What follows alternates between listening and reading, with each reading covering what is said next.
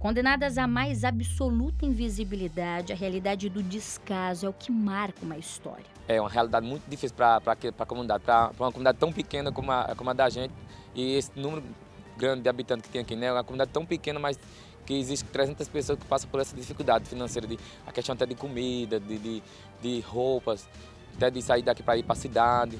No Brasil, as comunidades quilombolas só passaram a ser reconhecidas como sujeitos de direitos a partir da Constituição Federal de 1988.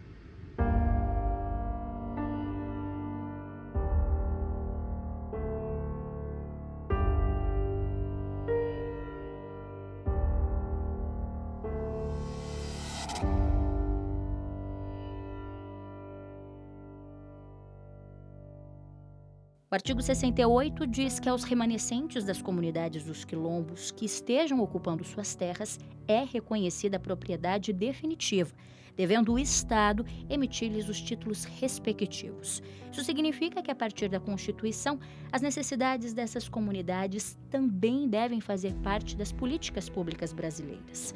Mas o que se encontra e o que se vê é uma realidade de quem segue vivendo às margens da sociedade. A questão da saúde, que a gente tem que sair daqui até a cidade de Currais Novos, que é 12 quilômetros. Às vezes uma mulher gestante que quer ir fazer seu pré-natal tem que sair daqui até a Currais Novos. E daí também a gente sofre com a questão de transporte para Currais. Pronto, eu falando aqui da mulher grávida, se ela quiser ter neném em Currais Novos, se não for possível ela chegar a Currais Novos, ela tem o bebê aqui na comunidade mesmo. É muito precário. E antigamente tinha aqui na comunidade que o pessoal vinha 15 dias, mas só atendia 7 pessoas. E hoje mudaram para a cidade porque não tem um posto adequado aqui na comunidade. Aí é muito precário mais ainda para a comunidade. Porque o transporte que a gente paga é R$ 10. E muitos não têm R$ 10 para pagar o transporte. Aí às vezes fica muito difícil, tem uns que saem a pé para a comunidade. É difícil mesmo a questão aqui da comunidade. Falta saúde, falta transporte, falta até o que deveria ser básico para qualquer ser humano: direito à água. Aqui na comunidade Negros do Riacho, o que a gente encontra de grandes desafios são justamente o acesso a ferramentas para lidar com a seca. Embora a gente tenha na comunidade um sistema de abastecimento de água, esse sistema, por exemplo, ele não é suficiente para utilizar-se além do uso doméstico. A comunidade ela é uma comunidade pequena, relativamente pequena, está numa área de 44 hectares, porém nem metade dessa terra ela está sendo utilizada.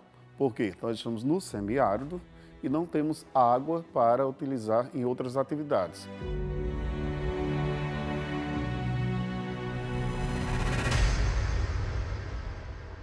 Essa beleza toda é do Seridó, uma região no sertão do Brasil que fica entre os estados da Paraíba e do Rio Grande do Norte. Quem passa pela BR-226, a 12 quilômetros de Currais Novos, vê uma gigantesca panela de barro às margens da rodovia, anunciando as boas-vindas à comunidade dos Negros do Riacho. Uma comunidade quilombola que foi formada por antepassados de escravos, que vieram de Juazeiro do Norte, no Ceará, e se instalaram nas terras potiguares. Aqui vivem 300 pessoas, entre adultos e crianças. Todos quase sempre esquecidos. Os governantes só aparecem no tempo de eleições. A pessoa sai lá da cidade, vem até aqui a comunidade, de 4 em 4 anos, só pedir voto e tal, e pronto, esqueceu a comunidade. Outros problemas sociais que a gente encontra aqui é justamente a ocupação. A comunidade, ela, durante muito tempo, ela esteve isolada, durante muito tempo ela foi discriminada e hoje em dia ainda é discriminada, né? Então nós temos pouco acesso ao mercado de trabalho, temos dificuldades, por exemplo, nós não temos uma educação para o campo efetiva, precisa ter essa educação dentro da comunidade. A escola ela está fora do contexto da comunidade, está a 3 quilômetros, a escola de ensino fundamental, e quando eles vão para a segunda parte do ensino fundamental ou ensino médio, tem que ir para a cidade. Sem opção, sem oportunidade, sem incentivo. Para a maioria dessa comunidade, a fonte de renda acaba vindo da produção de louças como essas, de barro. As peças são feitas à mão e o trabalho é parte da tradição dos Negros do Riacho. O problema é que eles só conseguem vender uma ou outra peça. A falta de incentivo chega aqui também. A Dona Maria mesmo, uma das mais antigas da comunidade, ainda esperava vender alguma peça para conseguir comprar o açúcar da semana. Como as vendas são poucas, alguns homens da comunidade preferem trabalhar com a produção de carvão ou outras atividades nas fazendas ao entorno. Assim, vão buscando sobreviver. Sobrevida mesmo. Muitos casam precocemente, né? E isso vai agravando o problema social da comunidade, porque você está constituindo uma família. Constituindo família, você vai ter que ter sustentação, né?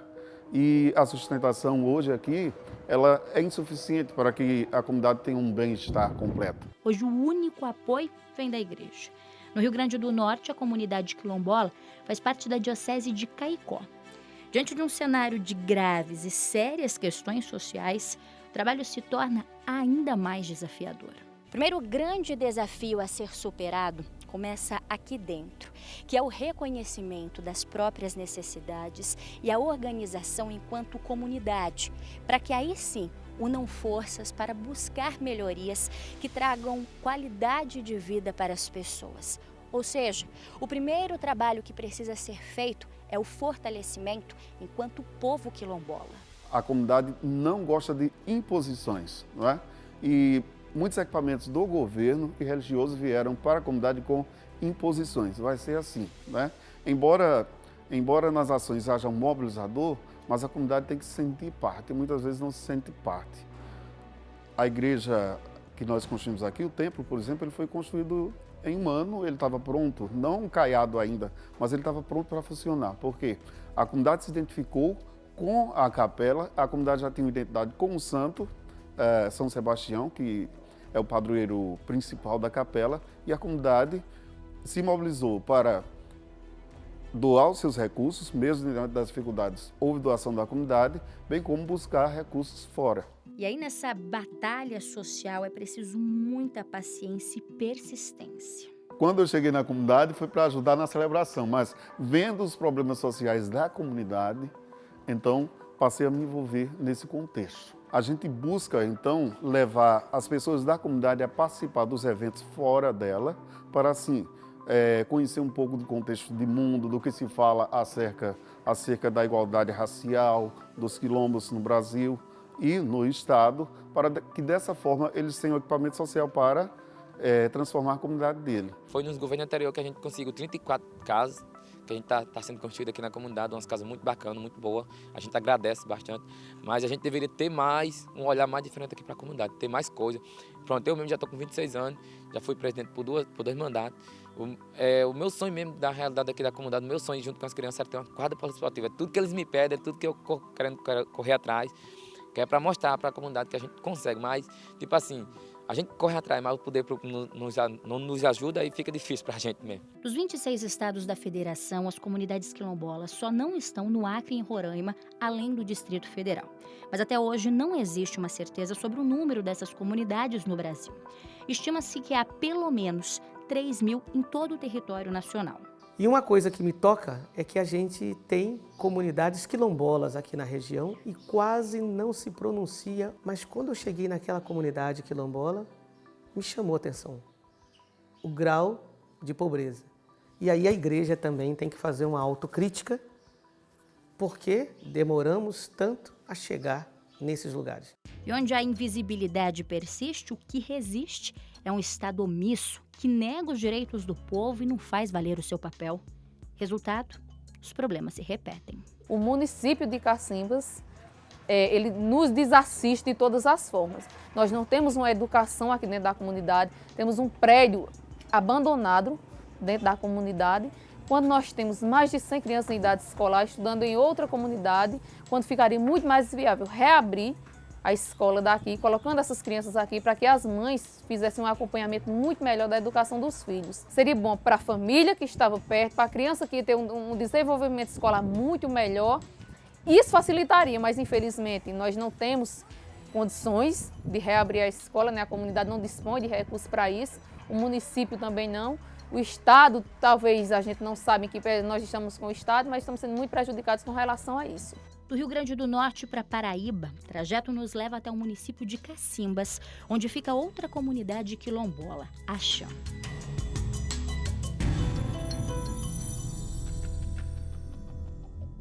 Aqui quem recebe a nossa equipe de reportagem é a Leandra, uma jovem quilombola líder da comunidade. Em pouco tempo de conversa, percebo que a Leandra carrega na voz a revolta de uma vida inteira pautada sempre pelo sentimento de abandono. O município recebe um recurso que é direcionado às comunidades quilombolas, mas nós nunca usufruímos desse benefício. Recebem um recurso que é para ajuda de custo das famílias, que é para dar de ajuda aos carentes. Nós nunca recebemos isso também. Então, tá esse recurso. É nosso? Se é nosso, então dá para a gente, então. Leandra conta que a comunidade foi formada há cerca de 150 anos. Mas só em 2004 que eles entenderam a importância de se unirem pela busca de direitos. E foi nesse momento que decidiram criar uma associação comunitária. Não tínhamos ideia de como fazer, o que era uma pessoa quilombola. Porque o que a mídia passa é que quilombola é um negro, é um agressivo, o simples fato de ser preto já bastava para ser quilombola. Eu não sou preta, mas eu sou quilombola. A minha raiz, os meus antepassados foram pessoas que foram escravizadas, foram pessoas que foram pegas no mato pelo cachorro, foram pessoas que fugiram de outros lugares e vieram se esconder aqui dentro. Isso foi o que foi formando o que é hoje o Quilombo Aracati e Xã. Né? Nós aqui estamos no Quilombo Xã, né? Que eu digo sempre, Xã é Xã e Aracati é Aracati, apesar que a história é a mesma, a fisionomia e o jeito de ser das pessoas é um pouco diferente. Apesar de que a cor da pele também nos diferencia, porque a comunidade de Xã é formada por pessoas um pouco mais claras, Aracati já é o negro de raiz, já é aquele bem escurinho, aquele dos olhos claros, do jeito que deveria ser.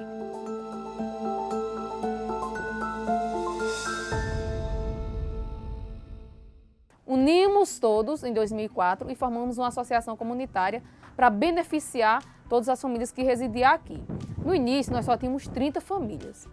Foram aumentando, a gente chegou a ter 70 e hoje nós temos 101. As 101 são muito bem assistidas, graças a Deus, pelo menos pela associação comunitária. Que ela garante não acontecer com o poder público. Com relação ao abastecimento de água, é pior. Porque onde é que nós temos 350 famílias para passar a cada 15 dias com pipa d'água? Então, uma cisterna dessa, por exemplo, é 16 mil litros de água. Mas onde é que eu vou dar água para 22 famílias, que dá mais ou menos aí umas 50, 60 pessoas ou até mais, para a gente passar 15 dias com um balde d'água? Não é suficiente para nada. Nós pedimos que houvesse a recontagem para aumentar a quantidade de água. Trocou o pipa e o pipa diminuiu a quantidade de água. A gente recebia um com 12, agora recebe um com 8. Eu falei, não, do jeito que vai, a gente vai ficar totalmente desassistido de tudo. E a lista da ausência parece não ter fim. A gente não tem um transporte quando uma pessoa está doente. A gente tem que ficar, ou você fica sem comer o mês todo para pagar um transporte, ou então você vai morrer em casa. Não existe um remédio, não existe um carro, não existe um médico, não existe nada. O que existe são pessoas doentes, carentes de necessidade, carentes de informação, de medicamento, de atendimento e vão viver nessa carência toda a vida. Não tem como. As palavras vêm de uma mãe. No momento que ela mais precisou, ficou totalmente desassistida. Minha filha tinha 1 ano e 8 meses. Em março do ano passado, a minha filha morreu por omissão de socorro. A minha filha morreu porque não me deram o transporte na hora que era para dar. Porque eu tive que levar ela de moto daqui para outra cidade, chovendo. Ela já estava com febre e passou a noite todinha com febre, com infecção no dedo, com uma febre de quase 39 graus. Para ela, que tinha 1 ano e 8 meses, era muita coisa. Quando eu fui socorrer a minha filha no domingo, o médico também atendeu muito mal a minha filha. Ele não fez o atendimento, quem fez foi um estagiário no hospital infantil de uma cidade que é 52 quilômetros, que é Patos. Quando eu chego lá, o médico não botou nem a mão na minha filha. Disse, mãe, dê a dose máxima de um medicamento, que o medicamento que ele mandou dar matou a minha filha. Aí eu vou dizer que esse pessoal é bom? Não é. É a demora da justiça da terra para resolver um caso desse. E eu que perdi, infelizmente, né? E não vai resolver nada. Desde 2017, né, quando nós chegamos aqui em Patos, quando eu cheguei aqui em Patos, eu encontrei vários procedimentos que já diziam a respeito de eventuais descasos do poder público, problemas de infraestrutura que essas comunidades padeciam desde muito tempo, desde 2013 pelo menos, isso é bem documentado aqui. O que eu fiz? Procurei ir nas comunidades, né? Primeira providência foi entrar em contato com a Ação Social Diocesana de Patos, um órgão que tem grande contato, grande penetração nessas comunidades e nós marcamos uma audiência pública lá nas comunidades. Tinham problemas de iluminação pública, tinham problemas de abastecimento d'água, saneamento básico e até alguns equipamentos públicos que tinham sido feitos para a comunidade, atendendo a pleitos antigos da comunidade básica de saúde, foi construída lá, foi construída às vésperas da eleição, passada a eleição municipal, ela foi fechada. A situação fez com que o Ministério Público Federal entrasse com 2 ações judiciais. Uma primeira contra o INCRA, né, para obrigá-lo a regularizar as terras sob pena de multa, e outra contra o gestor de cacimbas, sabe, por causa do fechamento, da abertura e depois fechamento da unidade básica de saúde, claramente com fins eleitorais, né? Isso gerou uma ação também de improbidade contra o gestor. Em 2 anos, o município não respondeu a nenhum questionamento feito pelo MPF. E hoje, o Ministério Público propôs uma ação contra o município de Cacimbas. Dessa vez, por outra situação absolutamente irregular que existe nas comunidades de Lixão e Aracati, que é, acreditem, a existência de um lixão do município dentro das comunidades. Um dano ambiental enorme, comprometedor do território, né, que é quilombola que existe lá, e o município de Cacimbas continuando a jogar lixo nessa comunidade. E as reiteradas omissões do município de Cacimbas com a comunidade se refletiram nas omissões do município de Cacimbas em responder, inclusive, às provocações do Ministério Público. O prefeito de Cacimbas nunca se sentou para discutir soluções para essas comunidades. O diálogo que nós temos hoje, o Ministério Público tem hoje, é através da ação social diocesana com as comunidades. A Diocese de Patos é uma das 5 dioceses do estado da Paraíba e a ação social que ela desenvolve tem mais tempo que a própria diocese. A ação social diocesana de Patos, ela é a Caritas diocesana. Ela já existe aqui na diocese há 63 anos. Em 24 de maio de 56, ela foi fundada. E ela é uma entidade membro da Caritas brasileira. São 6 décadas de convívio e luta junto ao povo. Então a gente vai sentindo, evidentemente, que nesse processo e diante desses desafios, nós não podemos perder a esperança. Manter um povo aquecido, sonhando, caminhando, chegando a uma intervenção. O trabalho da igreja aqui em Patos é principalmente relacionado à ação social diocesana de Patos, é um trabalho muito próximo, né? Sempre foi um trabalho de muita confiança, sabe? Não só de que as questões trazidas pela ação diocesana para o Ministério Público em nome da comunidade são legítimas e são verdadeiras, sabe? Como o Ministério Público enxerga nessa associação um legítimo interlocutor, sabe? Alguém interessado além das fronteiras da política, sabe? Em resolver problemas que são das comunidades. Seja no sertão ou em qualquer lugar desse país, ninguém pode passar uma vida condenada à invisibilidade. Ainda que sejam grandes as carências e muito maior a dívida social com as comunidades quilombolas, a história pode sim começar a ser reescrita. Tudo o que eu faço na minha vida é pensando nesta comunidade. Eu não penso em sair daqui, porque eu sei da necessidade que eles têm, eu sei da carência que nós temos, sei da dificuldade que nós temos em receber os benefícios, da dificuldade maior dos benefícios chegar até nós. Mas quando a gente se uniu para melhorar a vida de todos eles. Então, nada mais justo do que buscar tudo por eles e fazer tudo por eles. Vamos deixar de sobreviver neste lugar e viver bem, aqui dentro deste quilombo, com a ajuda da Ação Social Diocesana e de outros parceiros que nós temos, com a ajuda do CEPS, do PROPAC e de outras pessoas ligadas a nós, a gente vai aprender a viver bem aqui dentro. Então eu percebo que hoje, nesse processo de desmonte que está bastante acelerado, o povo começa a gritar. E alguém precisa de ouvir. E a igreja está com o ouvido inclinado, com os braços abertos para acolher. Como Deus quer que seja acolhido. Quando trouxeram um sistema de produção, não era para a família produzir para ela comer, é para ela deixar de comprar as coisas. Então, economizou para ela e melhorou para a gente. Então, isso para mim é gratificante.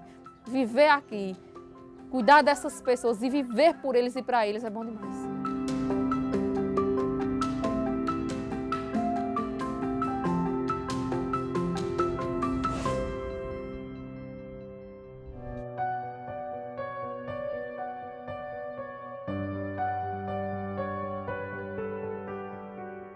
Eu não tenho vergonha de chorar nisso. Meu avô, meus avós, tanto materno quanto paterno, morreram com mais de 90 anos, gente. Mais de 90 anos. E eles viam isso aqui, né? Escutavam dizer, viram começar uma vez, né? Nas décadas de 50. Falavam que um dia ia chegar a ver essa obra terminada, né? E não chegaram.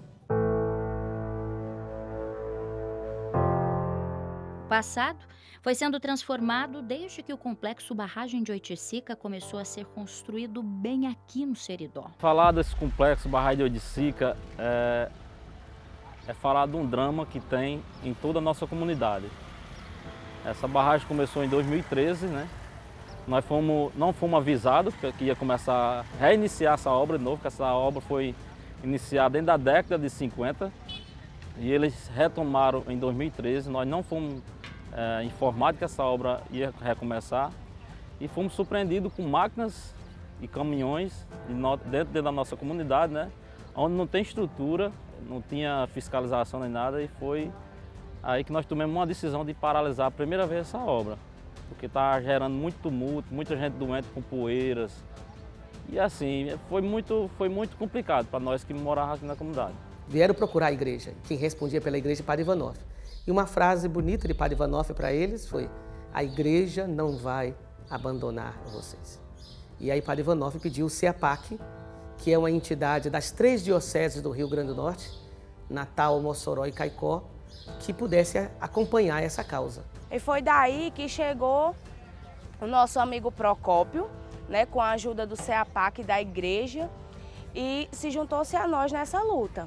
E a gente foi correndo atrás dos nossos direitos dia a dia. E uma coisa que tem sido a bandeira do CEAPAC, que é a bandeira da igreja, primeiro, nós não queremos assumir a causa do povo.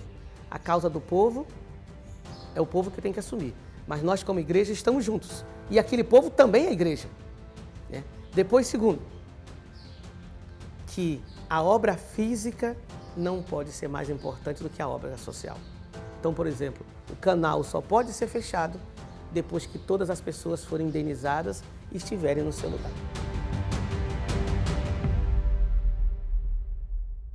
Oiticica fica no município de Jucurutu, a 260 quilômetros da capital natal. A barragem vai represar águas do rio Piranhas-Açu, que depois da transposição do São Francisco deve ser definitiva. E onde a falta d'água é uma realidade, falar em abastecimento permanente é falar da possibilidade de uma vida nova.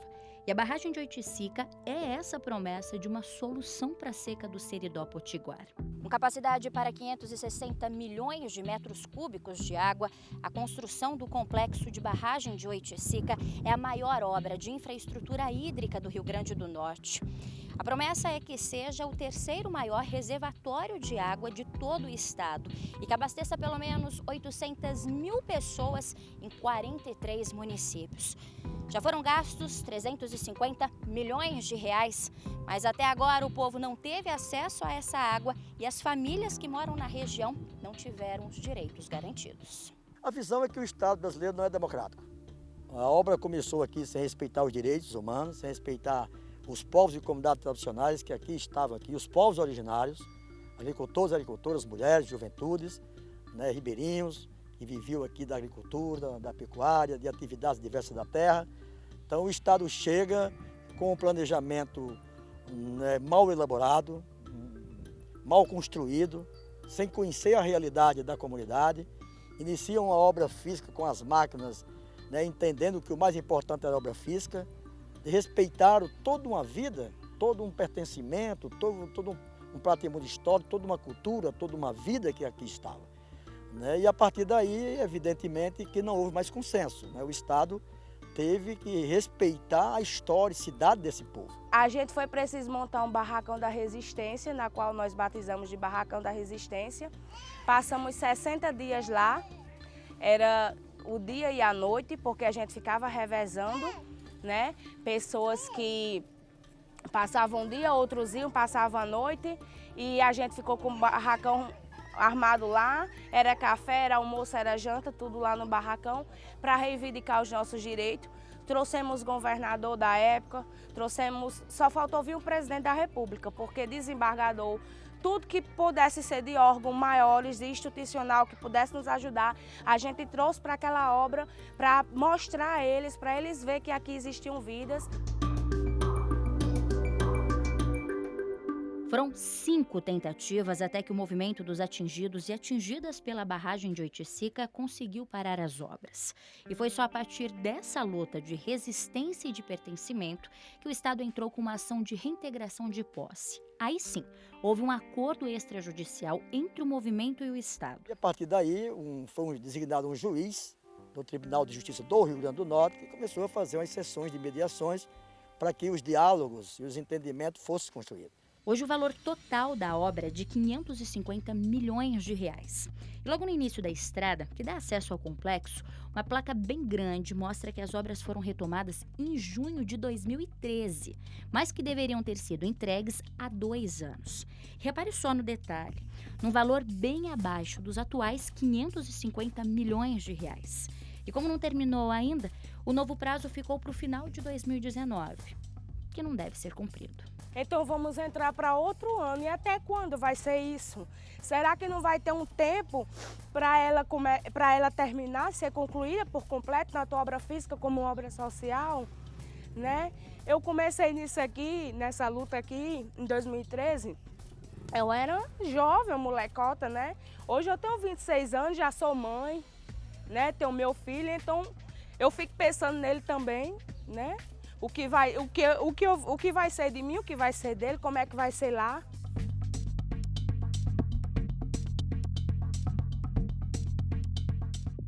Nós estamos na comunidade Barra de Santana, a nova Barra de Santana, sonhada, desejada, mas paralisada, mais silenciada, mais abandonada.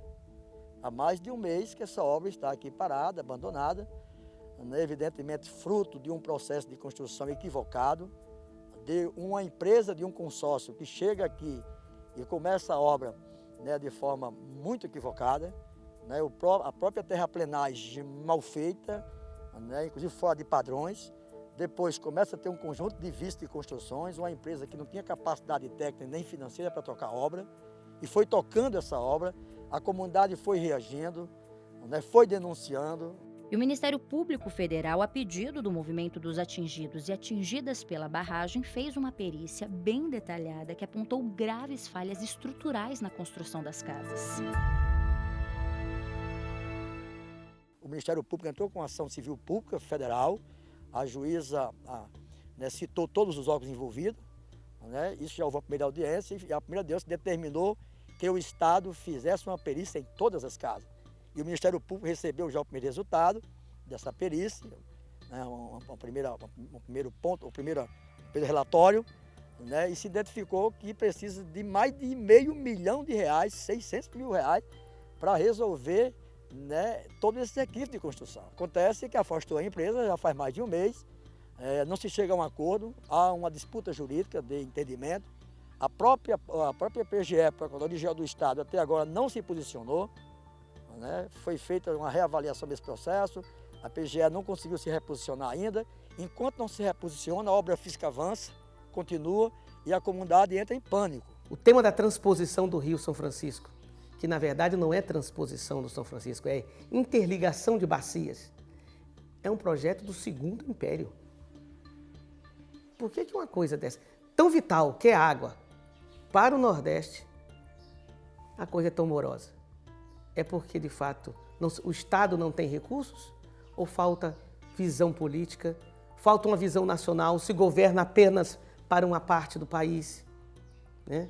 E não leva isso em consideração? Nós estamos propondo que haja, de fato, um rompimento, né, unilateral, com apoio judicial do Ministério Público, da própria Justiça, para que a nova empresa seja convocada, que já participa do edital, tenha a segunda e terceira colocada, que sejam chamadas, se não for por aí, que tenha um contrato emergencial, mas que isso seja concluído, porque o movimento e todos nós queremos isso inaugurado no dia 26 de julho de 2020, que é o dia de Santana, o dia da comunidade.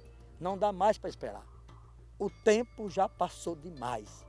O desrespeito e a violação de direitos humanos já aconteceram. Né? A frustração é muito grande, mas a resistência é maior. O atual pároco de lá, Padre Hipólito, diz uma coisa muito interessante. Quando está sendo construída a nova Barra de Santana e quando as pessoas mudarem, a última que sairá de Barra de Santana será a imagem de Santana. A padroeira só pode sair depois que todo o povo estiver em segurança.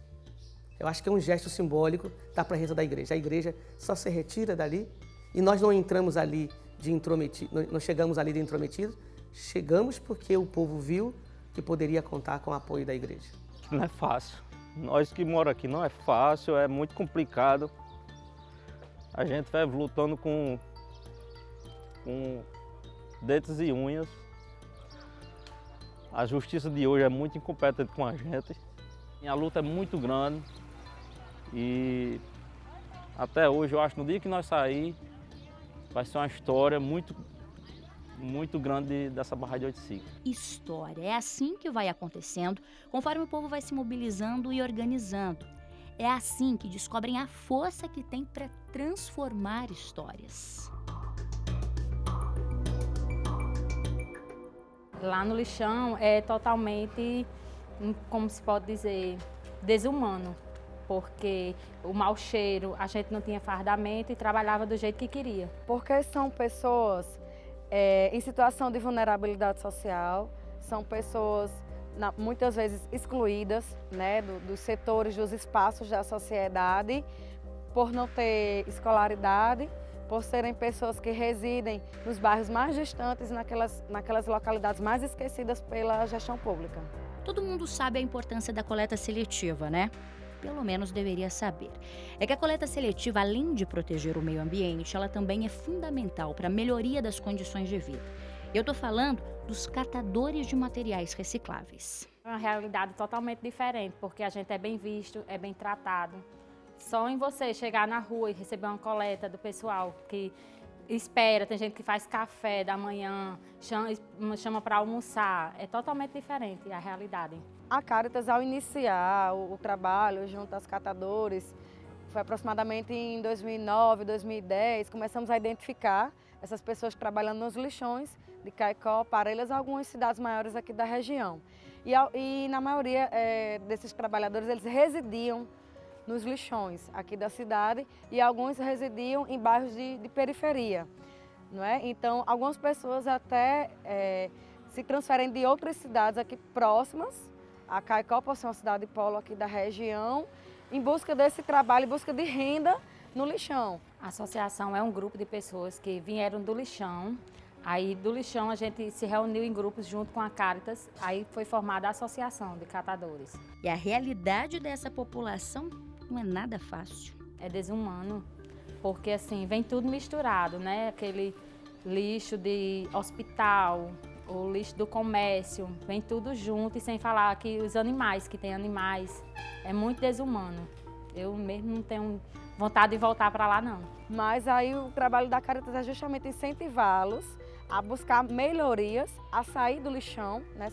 Fazemos a sensibilização para que eles saiam do lixão e comecem a iniciar de forma organizada em um formato de associação, como é o exemplo da Ascamarca. Na perspectiva com o objetivo que seja criada uma rede de cooperação dessas organizações de catadores, para que eles possam sair dos lixões e se tornar realmente profissionais, né, urbanos, reconhecidos pela sociedade. E foi o que aconteceu aqui em Caicó, no Rio Grande do Norte, a 280 quilômetros de Natal. Após iniciarem um trabalho em formato de associação cooperativa, eles conseguem serem mais vistos pela sociedade. Eles vão porta a porta nas residências, buscar parceria junto às empresas, junto a outras entidades da sociedade civil. Então eles começam a mostrar a importância do trabalho, começam a ser reconhecidos, não é? Já participam de diversos projetos, já tem outras parcerias além da Caritas, e isso já começa a ser um reconhecimento, né? Por estarem, de uma certa forma, já caminhando junto ao processo da economia solidária. Até a sociedade não aceitava a gente porque diziam assim que não ia separar o seco do molhado, que tudo era lixo para eles. Aí, a partir daí, da Caritas fazendo propaganda e nos ajudando a capacitar para a gente conversar com o pessoal na porta a porta, aí desenvolveu o trabalho que é hoje. Por isso que a importância dos catadores é grande, para a cidade, para a zona rural, para o semiárido, ou seja, para todo mundo. Porque a coleta seletiva em si agrega muitos valores. Eles desempenham também um papel de agentes ambientais, porque eles estão contribuindo com a limpeza das cidades, evitando que esses resíduos sejam destinados a lixões, para que esses resíduos não cheguem a poluir os corpos d'água. Então, eles contribuem também com a preservação ambiental. Hoje, 8 pessoas fazem parte da associação que vende toda a mercadoria e divide por dia trabalhado. E para estar aqui dentro é preciso seguir algumas regras.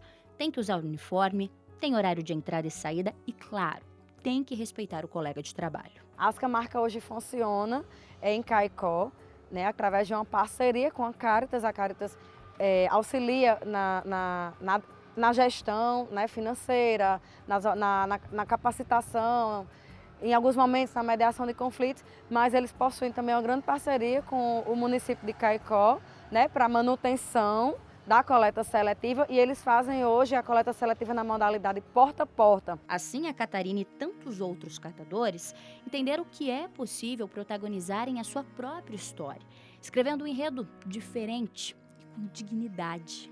Porque a gente melhora como pessoas, a gente começa a ver a vida com outros olhos, porque lá no lixão você não tem esse contato que a gente tem com o pessoal. E a gente não tinha conhecimento na rua. E a gente hoje, quando chega na rua, o pessoal já sabe, lá vem a coleta seletiva, lá vem as meninas. É muito gratificante. A nossa missão como pastores, e quando eu digo não só o bispo, os padres, os leigos, a missão de todo cristão, é sermos dóceis ao Espírito. E o Espírito vai tecendo a sua obra na história. E muita coisa boa tem acontecido. Então precisa primeiro ter os olhos fixos no transpassado, e o transpassado é a maior expressão do amor de Deus. Nós transpassamos o lado de Deus por ódio. Ele deixa o lado aberto por amor. Então temos claro o amor de Deus para também olhar, percebermos nos transpassados da história o rosto do próprio Cristo Senhor, que nos questiona, que nos interpela. Isso é ser igreja. Eu só tenho a agradecer a Caritas, porque me mudou, não só eu como meus colegas, mudou nós todos, porque a gente vivia num trabalho desumano. E hoje não, a gente trabalha feliz, como se diz, a gente diz muito assim, nós somos pobres, mas somos felizes.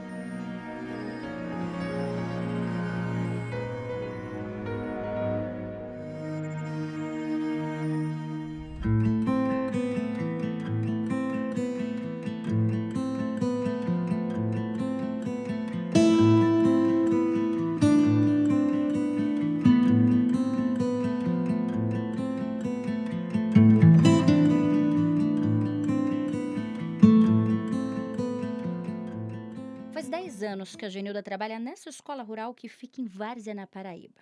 Viu e viveu de perto a dificuldade da escassez de água. A água do consumo, assim, de limpeza, não, sempre teve, nunca faltou. Mas a água de beber não tinha, a gente tinha que trazer de várzea, né? Lá de várzea, comprava e trazia para cozinhar e para os alunos, para beber, sabe? Mas acreditem, água potável na torneira é uma realidade de pouquíssimo tempo.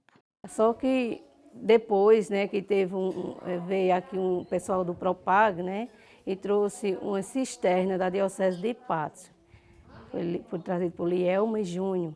Isso foi muito bom para a escola, da nossa escola, né, porque não tinha água de beber e hoje a gente tem, né, essa maravilha, muito bom para beber e para cozinhar para os alunos. Essa cisterna foi construída no meio do ano passado. A proposta do projeto Cisternas nas Escolas é justamente possibilitar e levar o acesso à água potável nas escolas rurais do semiárido. Para isso é utilizada uma cisterna de 52 mil litros, que serve para fazer o armazenamento da água da chuva. A gente primeiro conseguiu mandar um carro-pipa com água limpa para limpar ela. Lavamos todinha para poder consumir a outra água, entendeu? Para poder esperar as primeiras chuvas que viessem.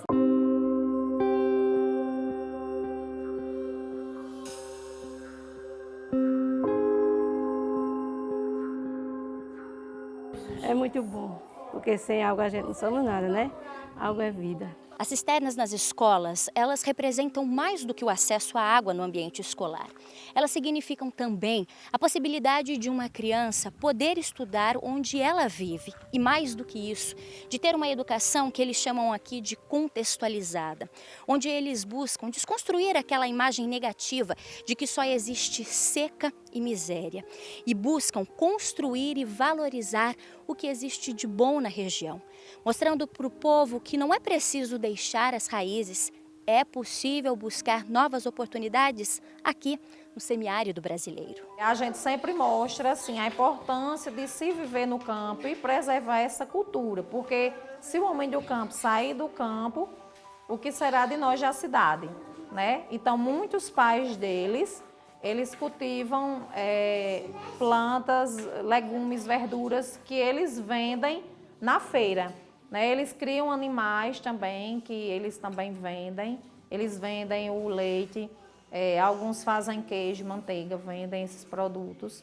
Então, assim, a gente sempre mostra essa importância de valorizar a cultura do campo. Quando a gente trabalha a educação contextualizada para a convivência com o semiárido, a gente parte do princípio de que o nosso bioma, de que o nosso contexto é um grande instrumento de saber. Ali é um potencial de saberes. Então, quando nós vamos a partir das capacitações, a gente consegue levar para o ambiente da escola aquilo que vem sendo trabalhado, por exemplo, pelos agricultores familiares camponeses. De repente, a gente percebe o agricultor familiar, ele lá na escola, contando a sua experiência, a sua vida. Isso desperta, né, a própria escola vir conhecer a sua experiência. É uma forma de valorizar, porque senão as comunidades não tinham como sobreviver aqui na zona rural. Elas teriam que ir embora e abandonar muitas vezes a sua cultura, a sua agricultura, a pecuária, para ir morar em grandes centros atrás de empregos em indústrias. A gente percebe que tudo isso vem gerando novas narrativas, novos olhares, e as pessoas começam a entender a beleza que é esse nosso semiárido, a beleza que está aqui na nossa Caatinga. Sem contar que também diminui a baixa taxa de aprovação e o abandono dos estudos. Porque como uma tecnologia social, a presença de uma cisterna na escola significa que as portas estarão sempre abertas. Isso é garantir que a escola, espaço de aprendizado e convivência tão importante, funcione o ano todo, inclusive nos períodos de estiagem. Que a gente chegava na escola, se não tivesse, era aquele aperreio, aquela preocupação, será que amanhã vem? Né? E hoje a gente chega, liga a torneira e tem, né? Os alunos agradecem. Agradece muito, e eu muito mais ainda. Estão felizes? Demais. Estão felizes, crianças? Sim!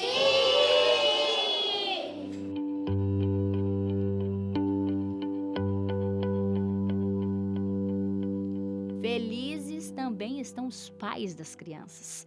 Muitos deles são agricultores do assentamento próximo a essa escola José Inácio de Moraes. O assentamento é um Novo Horizonte e fica a 50 quilômetros de Patos, sede da diocese. Aqui vivem 27 famílias. Com apoio e incentivo da ação social da diocese, eles aperfeiçoaram uma técnica conhecida como silagem. É uma realidade e a gente tem que aprender a conviver com a estiagem. E qual a solução que a gente encontra de viver com a estiagem? É guardar alimento para os animais na seca, quando chega o tempo de estiagem.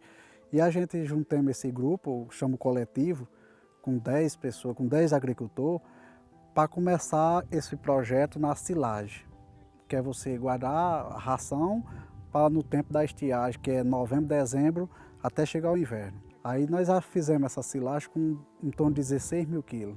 Fizemos a outra agora, dá uma faixa de 4 mil, só aqui nesse terreno, é 100 metros quadrados. O programa mais antigo que nós trabalhamos, que é o PROPAC, né, que é o Programa de Promoção e Ação Comunitária, esse programa ele se dá a partir de uma parceria com o Misério, uma parceria que já dura 35 anos. Essa parceria com o Misério, a gente trabalha a partir de 3 linhas de ação, que é agricultura familiar camponesa, economia solidária e comunidades quilombolas. E nesse trabalho a gente traz como eixo a comunicação popular. Então, nós trabalhamos a partir do método camponês a camponês. A silagem garante a segurança alimentar dos reis. Esse é o jeito que o sertanejo daqui da região chama os animais. E a silagem também ajuda na melhoria do próprio solo. Primeiro, tu faz a ara, né? A gente destoca a ara, como a gente chama aqui, para o pessoal trabalhar. A gente passa o cultivador, né? É muito estranho quando fala em cultivador aqui, que hoje as pessoas só usam mais trator, essas coisas. Mas eles ajeitam a ara para plantar. Aí se planta primeiro o sogro e o milho. Para quando o milho com o sogro estiver no ponto, eles tirar para fazer a silagem. Quando você tira o sogro e o milho, aí você vai plantar a palma. Porque a palma vai ser tudo irrigado nessas fitas de gotejamento. Nesse projeto, que é um aproveitamento d'água, você nessa área que você gastava 15 mil litros d'água, você vai gastar talvez 800 litros d'água. Quando essa palma estiver em ponto de tirar, aí o pessoal do grupo planta de novo o milho e o sogro para fazer a silagem do próximo ano. Para garantir que não entre ar, os agricultores cobrem com essa lona branca. É que dessa forma a silagem consegue permanecer até 2 anos, quietinha ali dentro. E daí eles vão usando quando precisarem. E eles dizem aí, está sendo bom demais, porque isso aqui é uma coisa que você está guardando, uma reserva. Sabe como é a gente pegar um dinheiro e botar ali? Vamos dizer que no final do ano, um saco de 50 quilos de silagem, ele vai comprar em torno de R$18. Quer dizer, eles vão ter aqui 20 ou 30 sacos cada um. Quando você juntar 30 sacos a 18, a R$15, vamos botar R$15, quanto é que não vai dar? Nós podemos dizer que a estocagem, ela é uma ação-chave em qualquer bioma. E aqui no bioma Caatinga também. Durante o verão, entre os meses de julho e dezembro, o tempo de estiagem no sertão brasileiro, era comum a morte dos animais por falta d'água. Mas esse problema já não acontece mais por aqui. Não é fácil a agricultura aqui no sertão, com a estiagem que nós temos. Mas nós temos que aprender a conviver. Nós temos que aprender a conviver com a estiagem, que é isso que ajuda.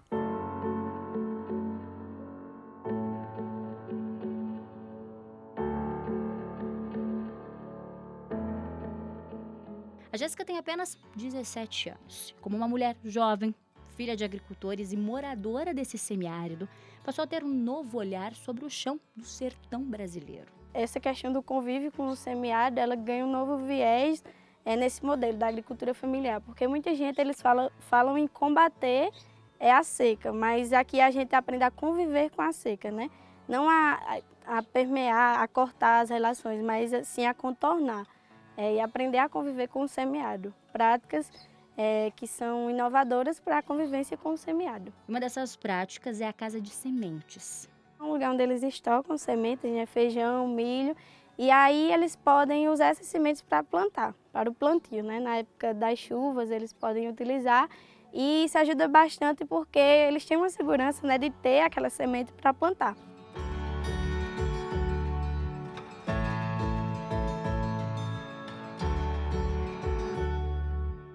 E na encíclica do Papa Francisco, a Laudato Si, né, que ele fala bastante sobre esse convívio do homem com a natureza, né, e ele repete várias vezes que tudo está conectado. Então a gente pode ver que o homem e a natureza estão conectados, eles juntos fazem parte de um todo, né? Então são programas que eles trabalham não somente a tecnologia, mas o forte desses programas é trabalhar justamente a parte educativa, trabalhar a questão formativa, até numa perspectiva da construção de novas narrativas sobre o semiárido. Porque a narrativa posta é aquela narrativa de que o semiárido é inviável, de que aqui nada dá certo, de que a seca é que reina. E nessa perspectiva que trabalhamos, a partir dos programas sociais, nós começamos a trabalhar outras dinâmicas e o pessoal começa a compreender melhor as possibilidades de se conviver aqui nessa região. Estamos no sítio Parquetino, na comunidade Lagoa do Brejinho, em São José do Sabogi, agora na Paraíba. O município fica a pouco mais de 280 quilômetros da capital, João Pessoa. É aqui que o seu Heleno mora com a esposa Francisca, mais conhecida como Dona Branca.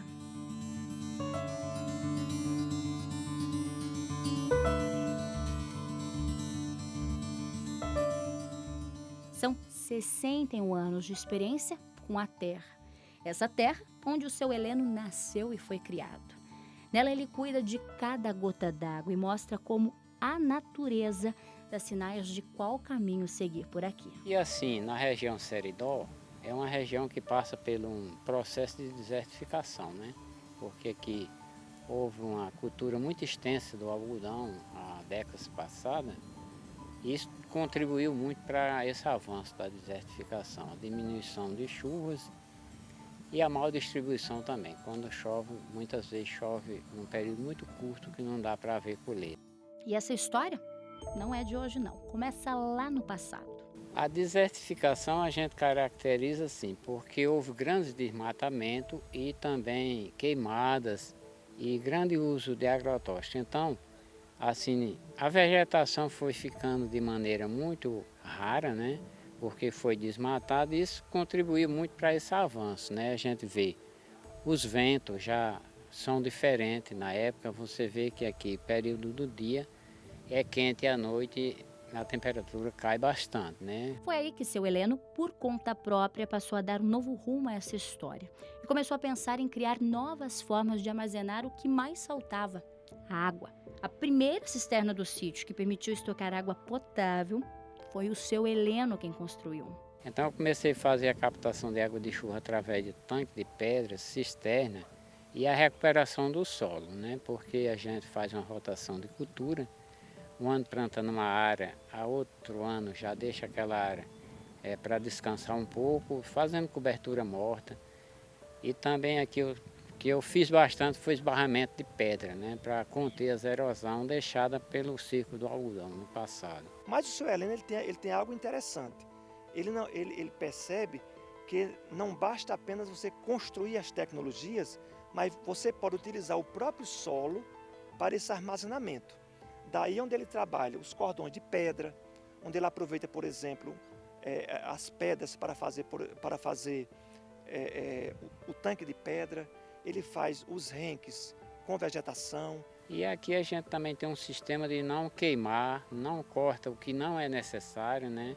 Toda a vegetação que tem aqui ao longo de um riacho pequeno que tem é toda conservada.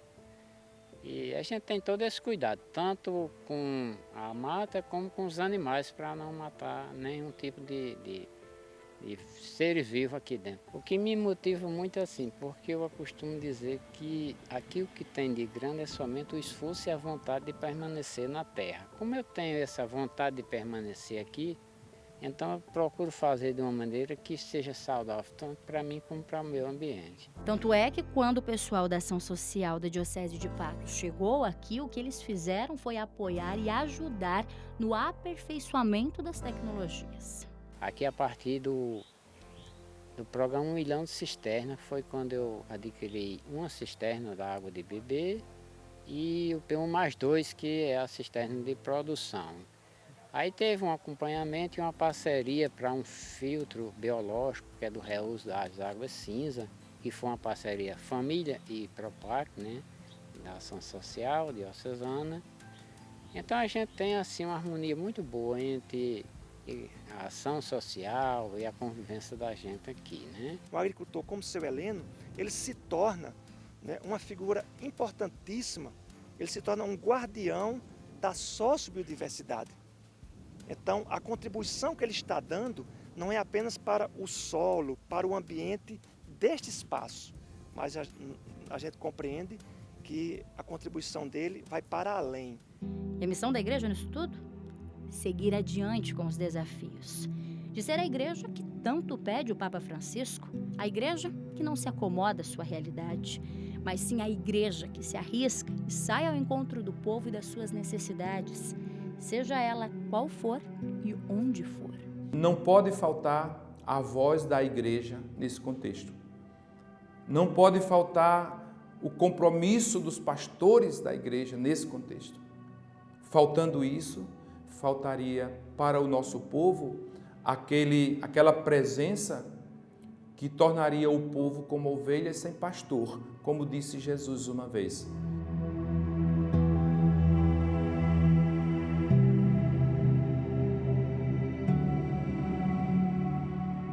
E E aqui eu quero dizer que de jeito nenhum, de modo algum, a igreja deve se omitir da sua missão. Claro que não somos os responsáveis para resolver os problemas de todas as políticas do Brasil, as políticas públicas, mas podemos contribuir nos nossos diálogos, nas comunidades. Penso que a igreja deve continuar fazendo o seu papel. E o bispo, os padres, todos nós que estamos à frente do nosso povo, devemos tomar consciência sempre maior dessa grande responsabilidade diante do povo e diante de Deus, que essa é a nossa missão. Quando a gente se sente apoiado e sabe que outras pessoas também têm essa mesma visão, da qual eu tenho essa visão de contribuir para o meu ambiente.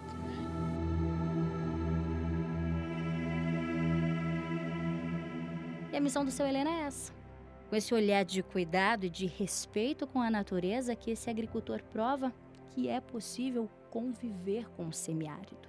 E a gente convive e convive bem. A questão é somente ter um pouco de atividade e saber investir e colher aquilo que a natureza nos oferece.